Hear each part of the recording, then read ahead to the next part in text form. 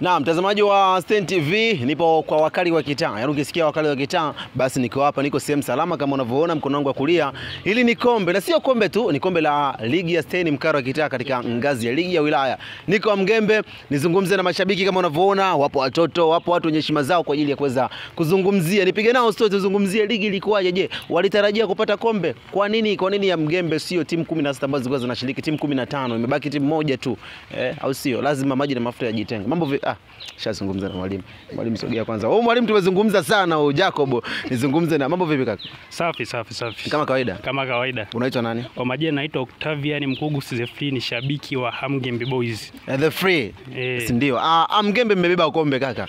Yaani watu wengi Mgembe walikuwa wanamchukulia kama best rules aniseme hivyo. Yaani mtu ambaye kapita tu aeleweke. Leo hii hapa tunaona Mgembe bwana kaleta heshima katika kati ya Mgembe. Vipi unaizungumziaje hiyo?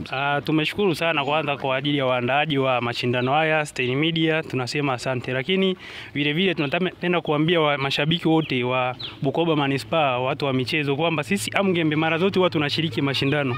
Tunaishia hatua za katikati, hatua za mwanzoni. Lakini mwaka huu tulikuwa tumejipanga zaidi. Tulipanga tusiishie hapa. Ndio maana kauli mbiu yetu ilikuwa sema kwamba tunashiriki, tutacheza na tutachukua, na tunamshukuru Mungu ameweza kutuwezesha tumechukua ubingwa, na tunasema asante sana kwa waandaaji.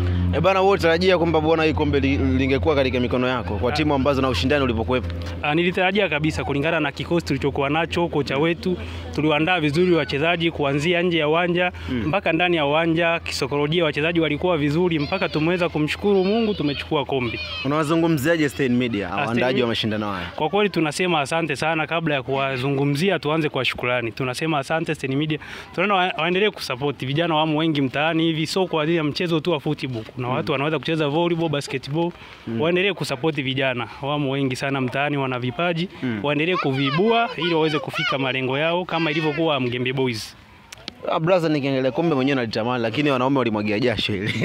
Ni kweli, yani wanaume walimwaga jasho sana. Tunamshukuru sana kocha wetu hapa bwana Jacob. Alifanya kazi kubwa sana. Aliwahimiza wachezaji kuanzia kuandaa nje ya uwanja mpaka ndani ya uwanja, mpaka leo tumepata mafanikio ya kuchukua kombe hili. Bwana, asante sana mwanangu. Baki hapa usiende. Bwana, mama brother, sogea hapa kidogo. Sogea. Njoo nianze na wewe. Mambo vipi kaka?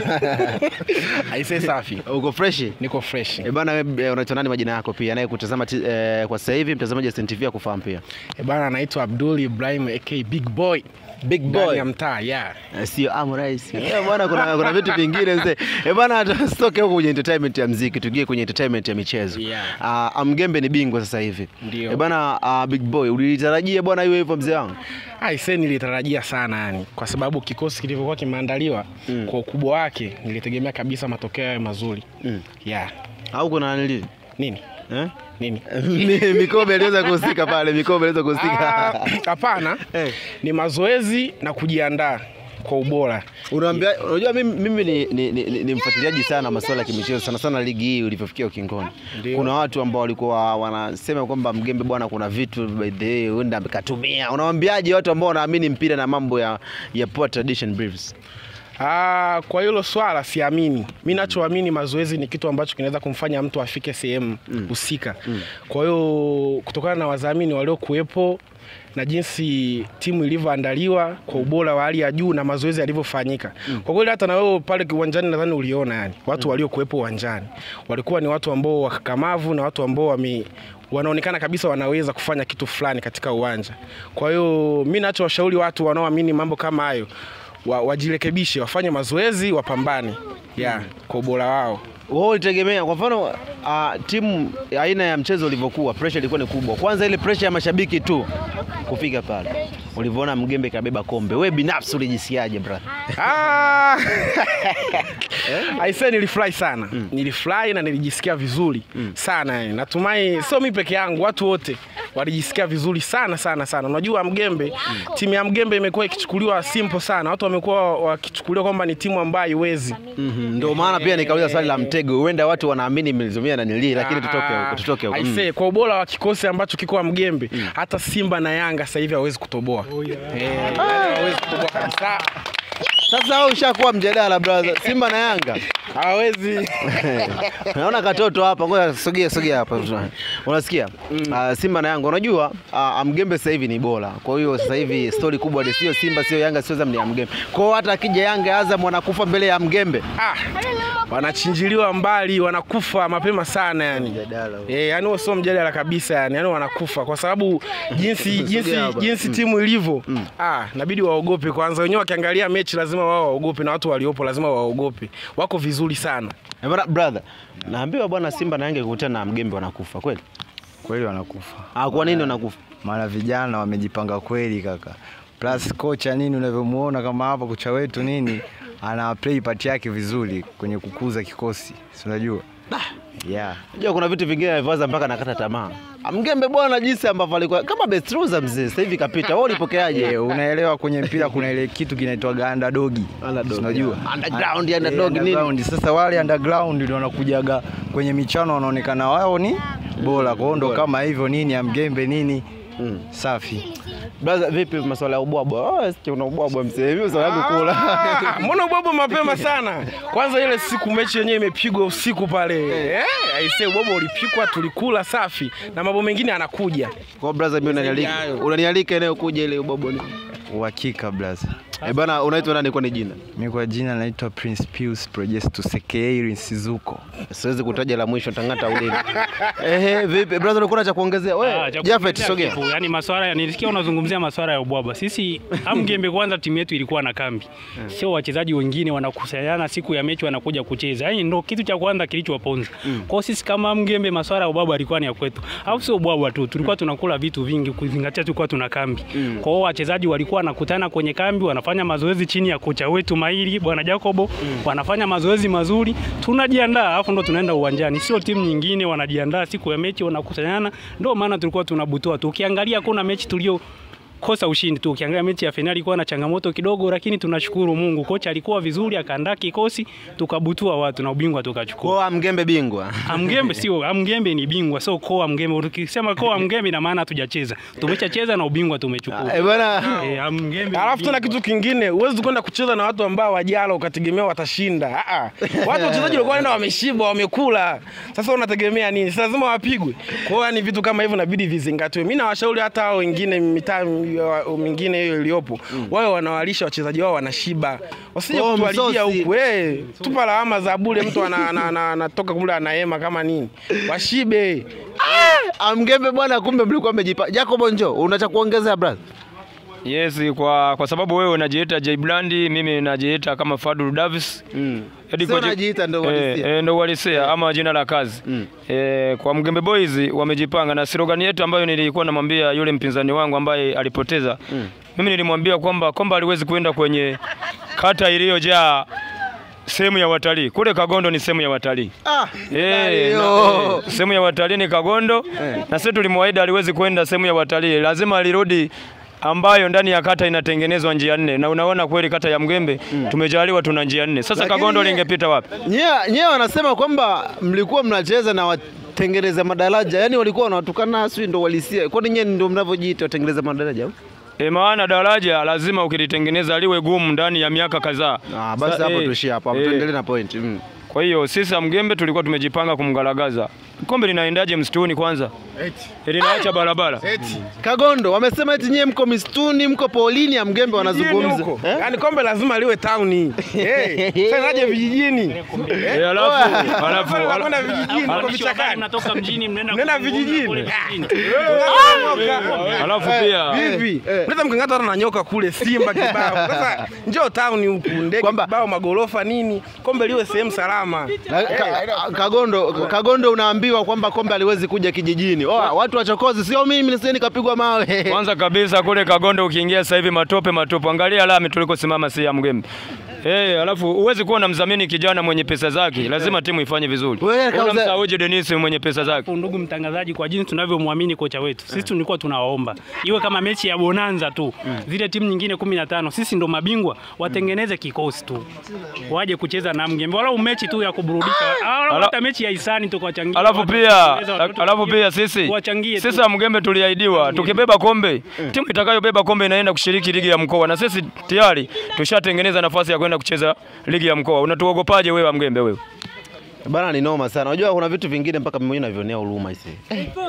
Bana timu 15 Maluku, Sui, Kashai, Sui wapi Ruami, eti nye kwa Mgembe mtengeneze timu moja mje mcheze nao Mgembe. Wanaamini wachezaji wao. Kusaidia watoto yatima, watoto wafungwa kule. Mechi tu ya hisani angalau kiingilio kwa 500 Stein Media wapo watahamasisha, sisi tunacheza tu. Mgembe tuko peke yetu, watengeneze kikosi iwe mechi ya hisani tu kwa ajili ya kusaidia watu huko mbalimbali wasiojiweza.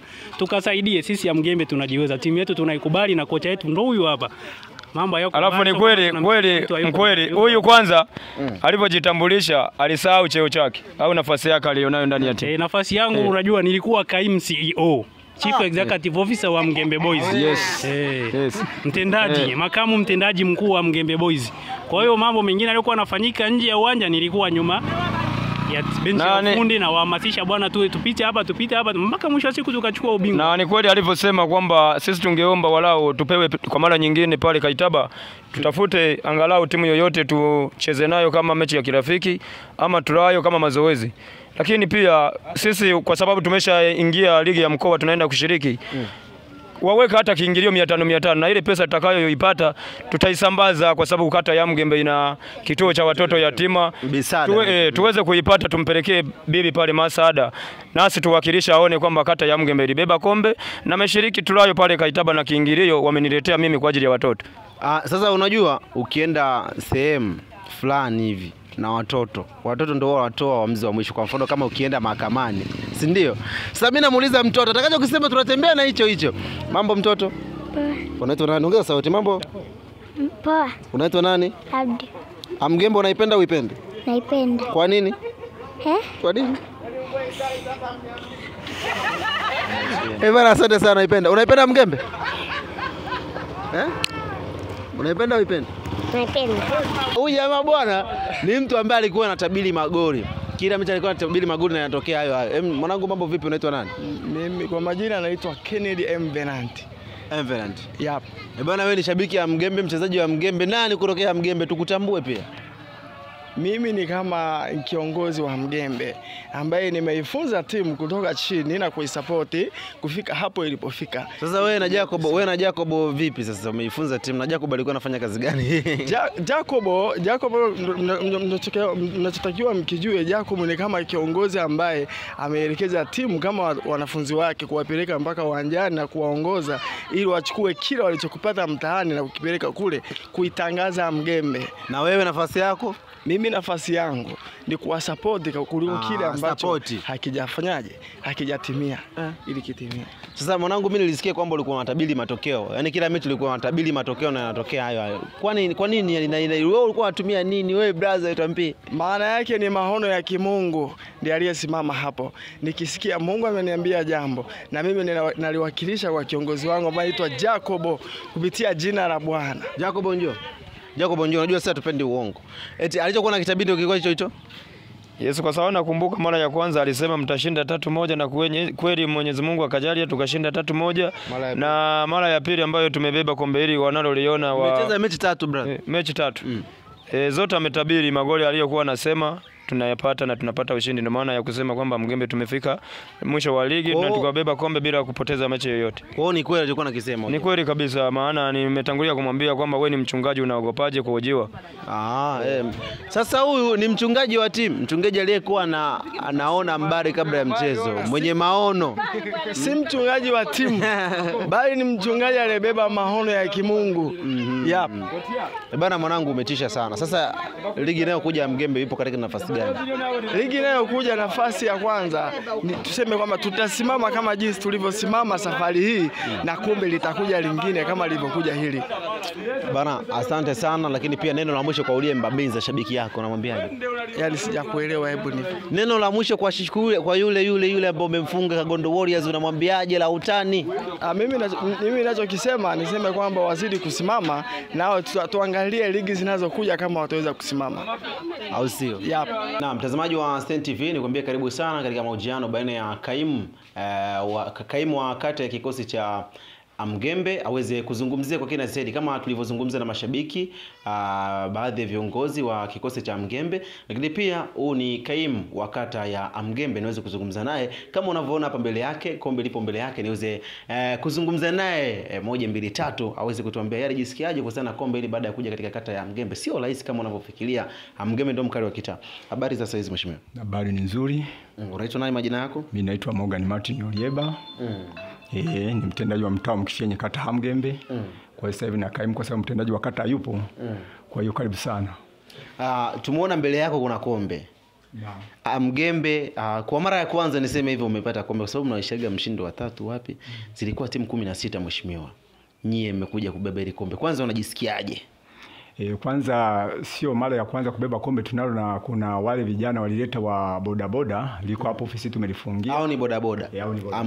Ina maana ilikuwa sio kata ya Mgembe. Sasa hii kata ya Mgembe mjaye kubeba kombe ndio mmelibeba.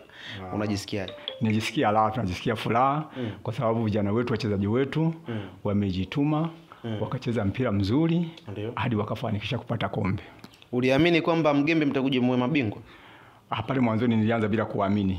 Kwa sababu tulikuwa hatujui kama tunaweza, kwa sababu timu zilikuwa ni nyingi na istoshe unakuta kuna kata nyingine ambazo huwa zinajiona ni maarufu kama za kina Kashai huko. Sasa tukawa na wasiwasi kwamba tunaweza tukawa washindi 3 au wangapi, lakini kumbe Mungu bariki, chonde hadi tukabeba kombe ya Mgembe, kata ya Mgembe. Mnamwambiaje mpinzani wenu ambaye sasa huyo ndo mtu ambaye naweza nikasema ana nafasi kubwa ya mpira hapa mkoani Kagera, yale ambaye ni Kagondo, mlimpiga Kagondo yani? Ana cha kusema, unamwambiaje Kagondo?